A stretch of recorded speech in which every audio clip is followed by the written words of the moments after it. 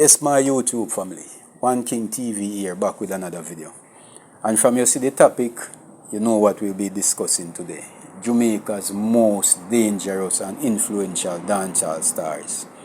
We start it off like this. Jamaica is known for producing some of the world's most iconic superstars, to include in culture, Louise Bennett Coverley, aka Miss Lou.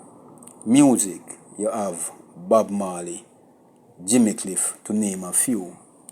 In sports, you have people like Shelly and Fraser Price and of course Usain Bolt. But Jamaica is also known for producing another group of stars, namely the dancehall superstars.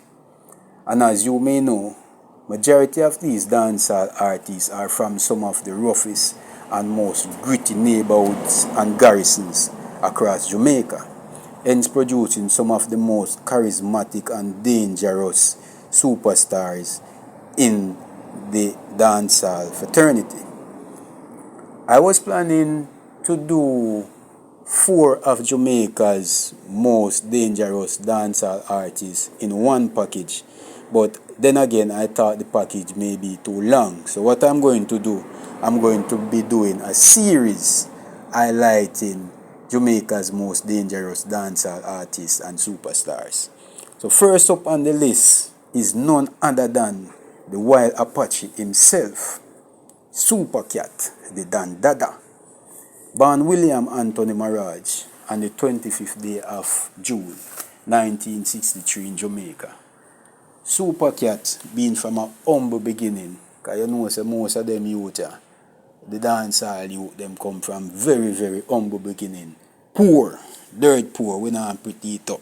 Poor, as well the elders them would have said same way. Poor.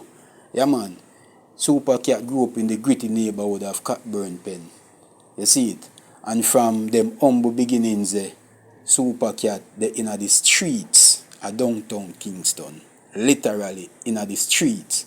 From previous interviews that he did and research that I did, Super Cat made it clear that from as early as age 11, he was sleeping and living in the streets of downtown Kingston, perfecting his craft as a pickpocket. Him call it thick man.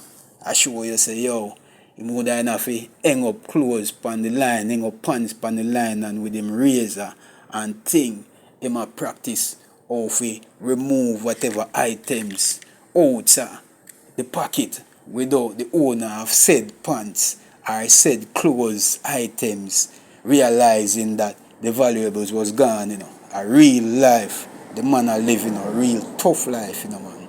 So growing up in the streets of Kingston taught Super Cat how to survive roughest and toughest way. It taught him to take no prisoner and at all times to carry his iron with him wherever he should go.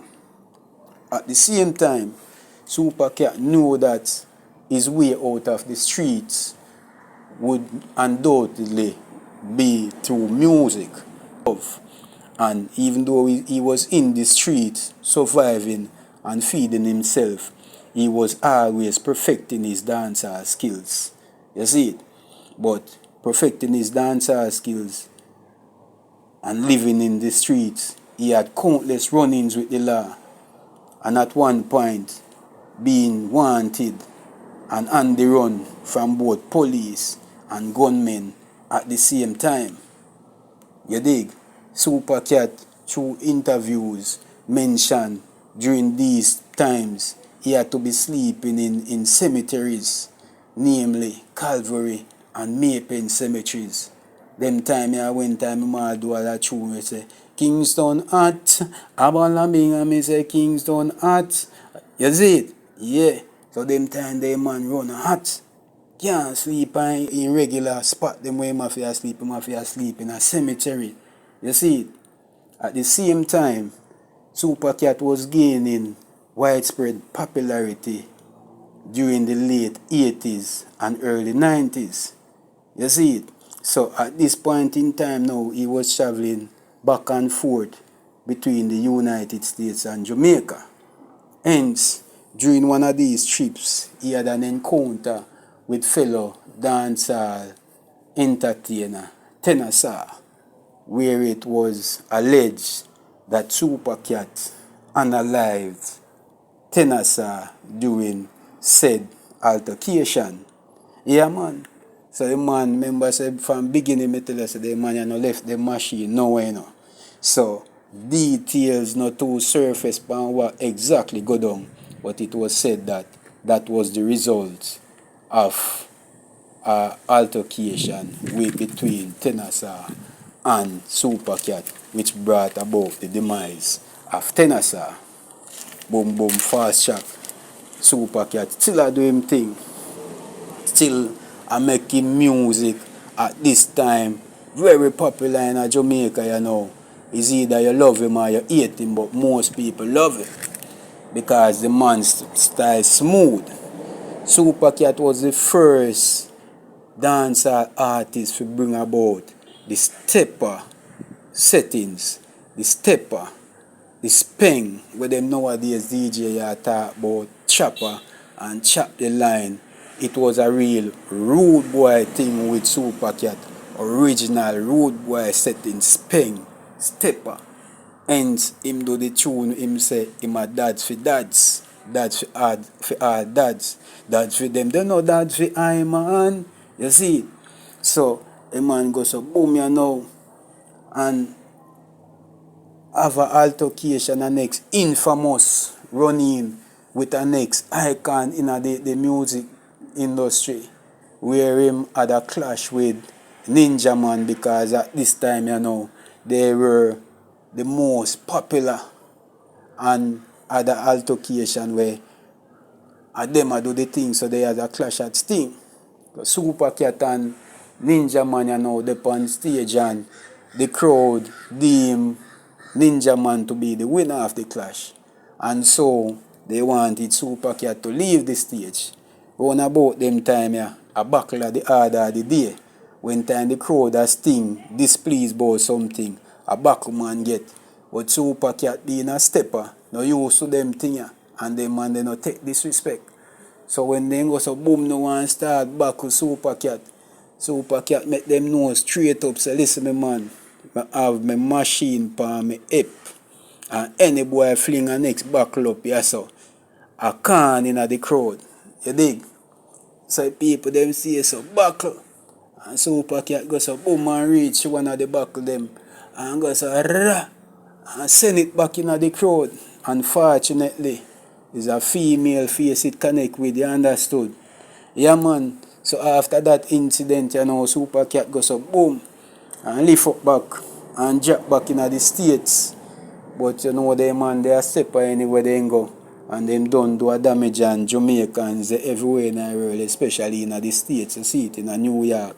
So it's alleged that during one of them trip there in the States, Supercat had another run-in again with Nitty Gritty, which is said to be a close friend of Tenor.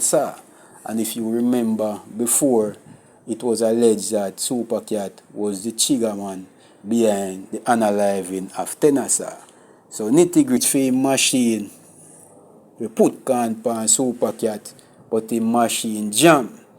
And Supercat being the person that he is, nobody hesitate, just reach the fame machine and put can on Nitty Gritty. Yeah, man. Hence the unaliving of another dancehall superstar, Nitty Gritty, at the hands of the infamous Supercat right about now. You see it? But when the thing reached a court, Supercat was acquitted because it was said to be self-defense. Because Nitty Gritty was said to be the one who brandished his machine first and attempted to unalive Supercat. Yeah, man. But during this time, same way, because of Supercat charisma and his smooth delivery on the mic, he started, and his street reputation, he started to gain worldwide admiration and recognition. Yeah. And during this time, I know him choose to migrate fully to the United States. And with his worldwide recognition and his street credibility, he started to link up with some of the biggest names in the hip-hop scene. Names, people such as Everyday, which in the early 90s, man like Nas, when in the early 2000s, same way from them time, there was the man, so Supercat start link up with some of the biggest names. You dig? And some of the biggest crossover tunes with hip hop and dancehall artists of all time, even to this day. Yeah man, so from them time there, for the last 20 plus years, 25 plus years, Supercat have made the United States its place of residence.